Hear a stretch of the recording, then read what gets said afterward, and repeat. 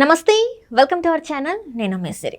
చాలా వరకు ఏంటంటే ఎలక్షన్స్ ముందు రియల్ ఎస్టేట్ పడిపోతుంది, ఎలక్షన్స్ తర్వాత రియల్ ఎస్టేట్ పెరుగుతుంది అని చెప్పేసి చాలా సందేహాలు ఉంటాయి ప్రజలలో. అయితే ఆ సందేహాలన్నీ నివృత్తి చేయడానికి ఈరోజు మనతో పాటు ఉన్నారు ప్రముఖ రియల్ ఎస్టేట్ అంటే రియల్ ఎస్టేట్ రంగంలో తనకంటూ ఒక మంచి గుర్తింపును తెచ్చుకున్నారు. ఎన్నో సంవత్సరాల నుంచి వెళ్ళి చాలా మందికి అంటే రియల్ ఎస్టేట్ రంగంలో ఏ ప్లేస్లలో ఎలాంటి అంటే ఎక్కడ ఇన్వెస్ట్ చేస్తే ఎంత మంచి లాభాలు వస్తాయని చెప్పేసి చెప్పడం జరిగింది. అయితే ఈరోజు మన స్టూడియోలో మనతో పాటు ఉన్నారు founder and CEO doctor Nandi Rameshwar Rao గారు ఉన్నారు. నమస్కారం సార్. సార్, ఇప్పుడు చూస్తుంటే లోక్సభ ఎన్నికల తర్వాత ప్రాపర్టీ రేట్స్ పడిపోయే అవకాశం ఉందా లేకపోతే పెరిగే అవకాశం ఉందా? అంటే హైదరాబాద్లో అసలు ఏం జరగబోతుంది? మీకు ఏ న్యూస్ అయితే రియల్ ఎస్టేట్ న్యూస్ వేస్తారా ఏంటి? అలా అని కాదు సార్, అంటే ఉంటుంది కదా సార్, చాలా మందికి ఏంటంటే ఎలక్షన్స్ ముందు ఇట్లా రియల్ ఎస్టేట్ లెజెండ్తో మాట్లాడినప్పుడు రియల్ ఎస్టేట్ పాజిటివ్ మాట్లాడారు. పడిపోతాయా, తెగిపోతాయా, ఊడిపోతాయా అంటే మీరు లెజెండ్ కాబట్టే సార్ ఇన్ని డౌట్స్ అన్నీ మాకు. ఎందుకంటే మీరు ఉన్నారు కాబట్టి మేము ఇన్ని డౌట్స్ అడుగుతున్నా, మీరు మాకు క్లియర్ చేసేస్తున్నారు. రెండోసారి మీ స్టూడియోకి రావాలంటే ఆలోచించాలి. అట్లేం లేదు సార్, మీరు రావాలి, మాకున్న డౌట్స్ అని మీరు క్లియర్ చేయాలి. ఎలక్షన్ అనేది మనం చాలా సందర్భాల్లో మాట్లాడుకున్నాం సిరి.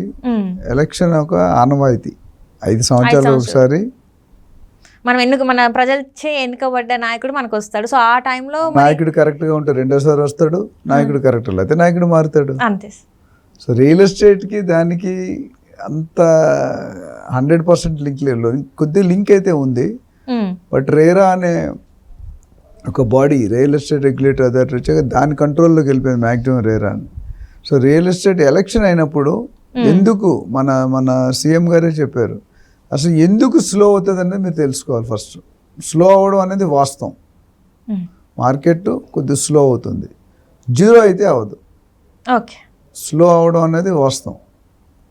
స్లో ఎందుకు అవుతుందంటే రియల్ ఎస్టేట్లో మెజారిటీ పోర్షను క్యాష్ రూపంలో మారుతుంది, అది అందరికీ తెలిసిన వాస్తవమే. సో ఎలక్షన్ టైంలో చెకింగ్ ఉంటుంది. ఎలక్షన్ కోడ్ వచ్చాక మీ బ్యాగ్ చెక్ చేస్తారు, నా కార్ చెక్ చేస్తారు, అన్నీ చెక్ చేస్తారు. సో క్యాష్ ట్రాన్సాక్షన్స్ అనేది జరిగే అవకాశం లేక సగం ఇంపాక్ట్ ఒక రీజన్, అన్ని మొత్తం రీజన్ ఇదే కాదు. సో అదేవిధంగా నెక్స్ట్ గవర్నమెంట్ వస్తే ఏం చేస్తారో అనే ఒక తపన, అపోహ అనేది ప్రజల్లో చేరిపోతుంది. ఇప్పుడు మీరున్నారు, మీరు యాంకరింగ్ చేస్తారు, మీ తర్వాత ఇంకో యాంకర్ మీకంటే మంచిగా చేయొచ్చు. మీరు సపోజ్ ఇంకో దగ్గర ప్రమోషన్ అయిపోయారు, లేదా రిజైన్ చేశారు, లేదా పెళ్ళి అయిపోయింది, మీ ప్లేస్లో ఇంకో యాంకర్ వస్తుంది. ఆ యాంకర్ ఇప్పుడు మీరు ఆల్రెడీ సెట్ అయిపోయారు. డాక్టర్ నంది రామేశ్వరరావుతో యాంకరింగ్ చేయడానికి ఫస్ట్లో ఉన్నంత నర్వస్నెస్ ఇప్పుడు లేదు. సో అదేవిధంగా కొత్త యాంకర్ వస్తే మళ్ళీ ఆ నర్వస్నెస్ స్టార్ట్ అవుతుంది. చేయగలనో లేదో, చేస్తుందో లేదో, నాకు అపోహ ఉంటుంది, వాళ్ళకి అపోహ ఉంటుంది. అదేవిధంగా గవర్నమెంట్ మారినప్పుడు మారుతుంది అన్న సందర్భం ఉన్నాడు. ఈ ఉన్న గవర్నమెంట్ వస్తే కొన్ని వాళ్ళు అంతకుముందు ఇచ్చిన పాలసీలు ఫటాఫట్ అని వెళ్ళిపోతాయి. కొత్త గవర్నమెంట్ వస్తే పాలసీలు అనేది మార్పు జరగవచ్చు, ఆపేయవచ్చు, లేకపోతే ఇంకా స్పీడ్ చేయొచ్చు, ఇంకా పెంచవచ్చు. ఫర్ ఎగ్జాంపుల్ ఇప్పుడు చూసుకుంటే RRR పని చాలా డిలే అయింది. సెంట్రల్ గవర్నమెంట్కి స్టేట్ గవర్నమెంట్కి కొద్దిగా డిఫరెన్స్ ఆఫ్ ఒపీనియన్ ఉండే. ఏ పని ఎవరు చేయాలి, ల్యాండ్ పుల్లింగ్ ఎవరు చేయాలి, యూటిలిటీస్ ఎవరు చూడాలి, ఇవన్నీ. సో దానివల్ల ఏమైందంటే కొత్త గవర్నమెంట్ రాగానే దాన్ని ఫస్ట్ అటాక్ చేశారు. ఎందుకంటే దాని తాలూకు ఇంపార్టెన్స్ తెలుసు. RRRని ఇప్పుడు HMD పరిధిలో తీసుకుంటున్నారు. అంతకుముందు ORR వరకు ఉండేది. ఇప్పుడు ORR నుండి RRR వరకు DTCP ఏరియాని HMD కింద మారుస్తున్నారు. అంటే డబ్బులు డబుల్ అవుతున్నాయి రేటు. ఇప్పుడు ఎవరైనా DTCPలో కొనుక్కుంటే రేటు తక్కువ ఉంటుంది. అది HMD అయిందంటే గోల్డ్ మైన్, అంటే పట్టిందల్లా బంగారమే. సో ఆల్రెడీ డెసిషన్ అయితే తీసుకున్నారు, అమలుపరచడానికి ప్రణాళికలు సిద్ధం చేస్తున్నారు అధికారులు. సో ఇక్కడ వచ్చేసరికి మీకు ఏమవుతుందంటే ఏదైతే మనం అనుకుంటున్నామో అది జరుగుతూనే ఉంటుంది. ఎలక్షన్ వచ్చినా రాకపోయినా దాని పని అది చేసిపోతుంది. ఎలక్షన్కి 3 నెలలు ముందు, 3 నెలల తర్వాత కొద్దిగా స్లో డౌన్ అవుతుంది, అంతేగాని మొత్తం ట్రాన్సాక్షన్స్ అయితే ఏమి ఆగిపోవు. అయితే తెలంగాణకు ఒక నెగిటివ్ పాయింట్ ఏంటంటే ఆంధ్రాలో అసెంబ్లీ, లోక్సభ ఒకేసారి వస్తాయి. మనకి అలాగే రెండు విడతల్లో వస్తుంది. సో ఎంపీ ఎలక్షన్కి 3 నెలలు, లోక్సభ ఎలక్షన్స్కి, తర్వాత అసెంబ్లీ ఎలక్షన్ 3 నెలలు, అంటే ఓవరాల్ 7-8 నెలలు అయిపోయింది. అంటే 1 ఇయర్ దగ్గర ఇప్పుడు మనకి లాస్ట్ ఇయర్ సెప్టెంబర్లో నుండి అప్పుడు స్టార్ట్ అయింది, సెప్టెంబర్ అక్టోబర్లో. మళ్ళీ నెక్స్ట్ సెప్టెంబర్ వరకు మ్యాటర్ సెటిల్ అవ్వడానికి టైం పడుతుంది. ఇక్కడ రియల్ ట్రాన్సాక్షన్స్ అవుతాయి. ఎవరైతే స్వతహాగా మనం ఉండడానికి ఇల్లు కావాలి, ఇప్పుడు మీకు పెళ్ళయింది, మీరు పల్లెటూరు కాకినాడ, అక్కడ జాబ్ ఏంచి హైదరాబాదు, మీరు ఇప్పుడు సింగిల్ అంటే ఏ పేయింగ్ గెస్ట్ ఇండివిజువల్ ఫ్రెండ్స్తో ఉంటారు. పెళ్ళైన తర్వాత మీకు ఏమవుతుంది? కంపల్సరీ ఇల్లు కావాలి అంటే ఇల్లు అయితే రెంట్కైనా తీసుకోవాలి లేదా కొనుక్కోవాలి. సో ఏదైనా రియల్ ఎస్టేటే కదా. అందుకని నేను చెప్తా, రోటీ కపడా మకాన్, తిండి బట్ట గూడు. సో అందులో మనం ఉన్నందువల్ల మనకి ఎప్పుడు కూడా ఎవరికైనా బిజినెస్ ఉంటుంది.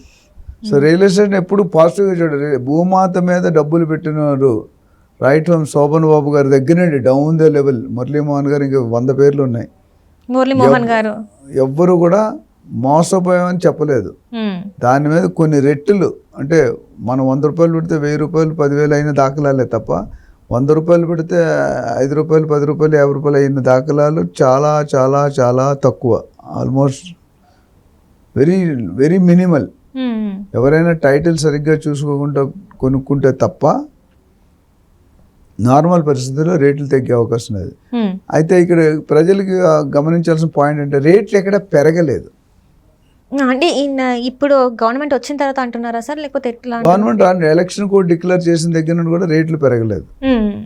జనరల్గా 2 నెలలు 3 నెలలకి స్క్వేర్ ఫీట్కి 100 రూపాయలు 200 పెంచడం, గజానికి 200 300 పెంచడం అనేది ఆనవాయితీ. బట్ ఈ ఎలక్షన్ టైంలో జనరల్గా పెంచరు, ఎందుకంటే స్లో డౌన్ అవుతుంది కదా, ఇంకా రేటు భారం ఎక్కువ అసలు కొన్నారని చెప్పి. కానీ ఒక్కసారి ఎలక్షన్లో క్లియర్ అయ్యి ఏ గవర్నమెంట్ వస్తుందో తెలిస్తే రేట్లు పెరిగిపోతాయి. సో కొనుక్కోవడానికి ఇప్పుడు రైట్ టైం, అమ్ముకోవడానికి రైట్ టైం కాదు. అంటే ఏదైతే ప్రాపర్టీ ఉందో దాన్ని మాత్రం ఇప్పుడు ఉండనివ్వాలి, కానీ కొనుక్కోవడానికి అయితే ఓకే.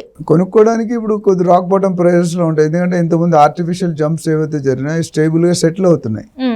నేను చెప్పాను, గ్లాస్ జార్ తీసుకున్నాను మన కెమిస్ట్రీలో, మీరు నీళ్ళు వేస్తారు, నీటిలో బరువైన రాళ్ళు వేస్తే జల్దీ దిగుతాయి. తర్వాత కంకర వేస్తారు, కంకరలో 3-4 రకాల సైజులు ఉన్నాయి. దాని తర్వాత ఇసుక వేస్తారు, ఈ ఇసుక పైన వేస్తే కింద డన్మని వెళ్ళిపోదు కదా, అవుతూ ఉంటుంది స్లోగా 1 గంట 2 గంటలు 3 గంటలు కిందకి చేరుతాయి. అదేంటంటే దాన్ని అంటారు సెటిలింగ్ డౌన్ అంటారు. సో రేట్లు కూడా ఏవైతే ఎలక్షన్ ముందు హైప్లో పెరిగాయో అవి ఇప్పుడు ఒక స్టేబుల్ స్టేజ్కి వస్తాయి. సో అది ప్రజలు తెలుసుకోవాల్సింది, చాలా మంది తెలియదు, జరిగే వాస్తవం ఇది. ఆ సెటిల్ అవుతున్న టైంలో ఎక్కువ ట్రాన్సాక్షన్ చేయండి, నువ్వు కదిపావు అనుకో మొత్తం డిస్టర్బ్ అయిపోద్ది. మళ్ళీ రెడ్డి గారు వచ్చారు మొదలు పెట్టండి. అందుకని సెటిల్ అవుతున్న టైంలో ఒకసారి ఎలక్షన్ అయిపోయిందంటే సెటిల్మెంట్కి వచ్చేసి క్లోజ్ అవుతుంది. Right sir, right. Thank you so much sir. Thank you అమ్మా.